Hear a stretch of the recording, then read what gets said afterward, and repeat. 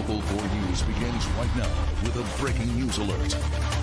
We'll begin with the breaking news we first told you about on clickondetroit.com. The bodies of 11 infants discovered inside a shut-down funeral home on Detroit's east side. The remains were found after an anonymous tip was sent to state regulators this afternoon. When they searched the building, they found the bodies of 11 infants hidden inside the ceiling. The discovery was made at the site of the old Cantrell Funeral Home on Mack Avenue.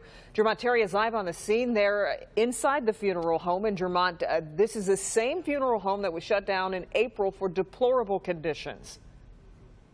You're correct, Kimberly. Cantrell Funeral Home shut down 6 months ago for improperly storing bodies, not to mention the filthy conditions that the state said was inside. The new owners of this facility, they have allowed us inside because investigators, they just left the scene. But what investigators found, and I should say where they found it, is really just alarming. We're going to take our cameras and show you. Police say it was up this ladder, if we pan our camera up, and in that ceiling is where they made the gruesome discovery of those 11 infants. The dumpster outside the former Cantrell Funeral Home is where trash goes. But Detroit police say the remains of 11 infants were treated just like garbage when their bodies were stuffed, hidden in the ceiling. 9 infants were boxed together in a plain cardboard box. 2 were in a casket. Simple as that. It's just very disheartening right now. Disheartening and downright disturbing. Detroit police now say an anonymous tip to the state brought investigators here. The building, which operated as a funeral home on East Mack for decades, was in the process of getting renovated into a community center. The new owners opened the door for investigators, and that's when they searched the hidden compartments in the ceiling, making the gruesome discovery. Some bodies had a tag on them referring back to 2009. Some bodies had receipts on them as if the person or family didn't finish paying. Back in April, when the state shut down Cantrell for deplorable conditions and leaving bodies in garages, the owner, Raymond Cantrell, admitted to it. Were you in fact storing bodies in the garage? Yes, so that we wouldn't have an aroma filling up the funeral home. But Friday night, over the phone, Mr. Cantrell told me, did you order, or did any of your staff members, were they ordered to hide bodies? My staff? Yes. No, sir. Cantrell took over the family-run business in 2017. Within that year, the funeral home lost its license.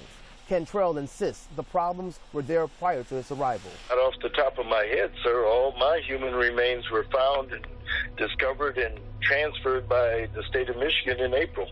This appears to be someone who either placed these bodies there or potentially worked here. Is that part of your investigation? Obviously, they had knowledge. You're not going to just guess. So whether they're an employee or whether they actually did it, we don't know yet. On behalf of my family, I'm really sorry that that happened. I am totally appalled at the fact that it occurred.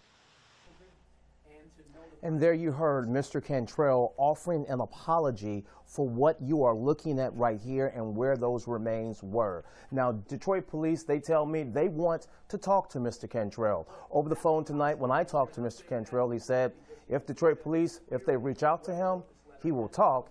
Mr. Cantrell currently lives out of the state. Reporting live, Jermont Terry, Local 4. Goodness, Jermont, any idea how long it'll take to identify the bodies and their families?